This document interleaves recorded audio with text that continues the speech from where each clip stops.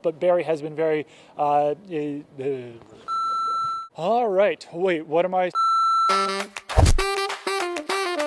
Hello and welcome to this week's Mailbag presented by Skybook. I am Doug Kide. If you have a question for me, you can tweet it to me at Doug Kide using the hashtag MailDog, and I will try to answer it. First question here comes from Brian Clark at Pool Jedi, who asks, do you think the Pats are now all buying into the nobody believes in us, hashtag bet against us game?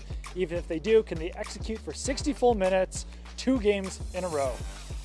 I don't know how much they're buying in this whole nobody believes in us underdog thing, but I mean, it can't hurt. Patriots haven't been underdogs very often recently, especially in the playoffs. So any added extra motivation can only help here heading into the AFC Championship game against the Chiefs. I think that some guys are probably a lot like fans being like, well, people believe in the Patriots. People don't actually think we suck. But Tom Brady coming out and saying everybody thinks we suck, that we can't win a game, I think it can help to some degree, especially for younger players who might need some added motivation as the season gets longer, as they might be getting more and more tired, hitting that rookie wall. So I don't know how much of an impact it'll make, but if it can make anything, then it's probably a smart thing to try to rally the troops around. Second question here comes from Jefferson Steelflex. If that's your real name, Jefferson, that's a cool name. Maybe it's the 3 for 97 still on my mind, but I see this game as a potential vintage game for Gronk, an experienced secondary, and I don't know if they have the personnel to match up with him. Tell me I'm wrong. Jefferson, I think you might be right on this one. Rob Gronkowski did go off for 3 catches, 97 yards against the Chiefs. He had a big fourth quarter in that game, and I think it all sort of depends on Eric Berry and the Chiefs secondary. He's been practicing this week, so it looks like he might play in this game.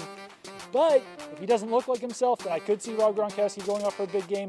If he does look like himself, then Eric Berry has been good covering Rob Gronkowski in the past, so I could see Gronk getting blanked if Berry is playing like himself. But Berry has been pretty undependable this season. He tore his Achilles last year, didn't play for a long stretch of the season, then even when he came back, he got injured again. So there's no guarantee that Eric Berry will be Eric Berry in this game against the Patriots. Final question here comes from JC the God at Fire McDaniels. It's a hot take Twitter name there.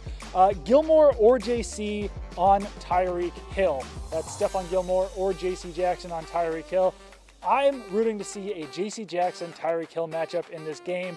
JC Jackson has been fantastic as an undrafted rookie, and I keep waiting for him to kind of come back to form, come back to playing like an undrafted rookie. It just has not happened this year. He's been really good against all comers at wide receiver, had a great game against Juju Smith-Schuster in his toughest matchup against Pittsburgh Steelers this season. So I think that he actually might be a pretty good matchup for Tyreek Hill. The Patriots definitely will need to put help over the top no matter who is covering Hill. So I kind of figure that they might as well put their number 2 cornerback, who is JC Jackson, on Tyreek Hill with help from Devin McCourty and Deron Harmon over the top. That would mean Stephon Gilmore would be covering Sammy Watkins, but JC Jackson hasn't allowed a touchdown yet this season.